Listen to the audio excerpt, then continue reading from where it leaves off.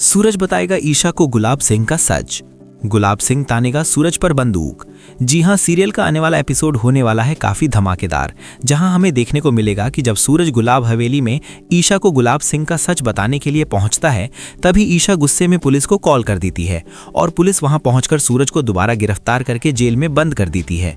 दोस्तों, जब ईशा सूरज से कहती है कि मैंने ही पुलिस को तुम्हें गिरफ्तार करने के लिए यहाँ बुलाया है, ये सुनते ही सूरज के पैरों तले जमीन खिसक जाती है।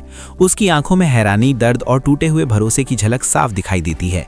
वो समझ ही नहीं पाता कि जिसे वो सच बताने आया था वही आज उसके खिलाफ खड़ी है। दोस्तों, आगे हम देखेंगे कि जेल में बंद सूरज अपनी बेगुनाही की पूरी कहानी आदित्य को बताता है। वो कहता है कि उसने कावेरी जी पर गोली नहीं चलाई थी, बल्कि गुलाब सिंह ने ही अपने आदमी से कावेरी जी पर गोली चलवाई थी और सारा इल्जाम चालाकी से मेरे ऊपर मढ़ दिया गया। सूरज ये भी बताता है कि उस रात जो कुछ हुआ वो एक सोची समझी साजिश थी, जिसमें उसे फंसाकर रास्ते से हटाने की कोशिश की गई। ये सब कुछ बताते ही सूरज आदित्य से बार बार रिक्वेस्ट करता है कि उसे थोड़ी देर के लिए जेल से बाहर निकलने का मौका दिया जाए, ताकि वो गुलाब हवेली जाकर ईशा को गुलाब सिंह का पूरा सच बता सके।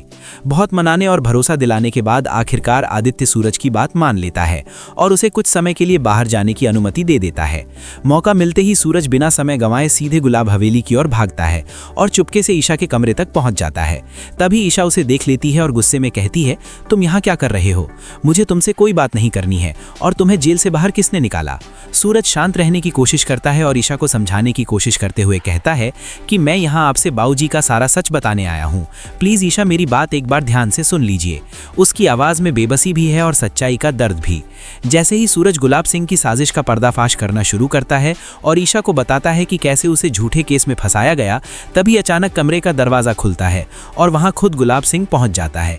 ईशा को सूरज के साथ देखकर उसके पैरों तले जमीन खिसक जाती है। उसके चेहरे पर डर और गुस्से का मिला जुला साफ दिखाई देता है। काबू से बाहर जाता है। वो तुरंत अपनी जेब से बंदूक निकालता है और सीधे सूरज पर तान देता है।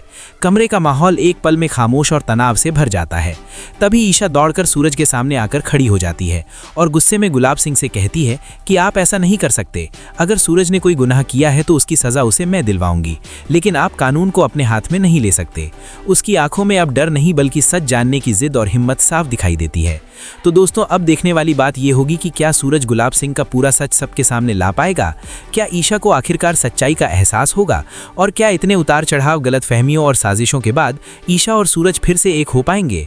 हमें अपनी राय कमेंट सेक्शन में लिखकर जरूर बताएं। ऐसे ही अपकमिंग अपडेट से जुड़े रहने के लिए हमारे चैनल को सब्सक्राइब करें और वीडियो अच्छी लगे तो लाइक और शेयर करना ना भूलें। धन्यवाद।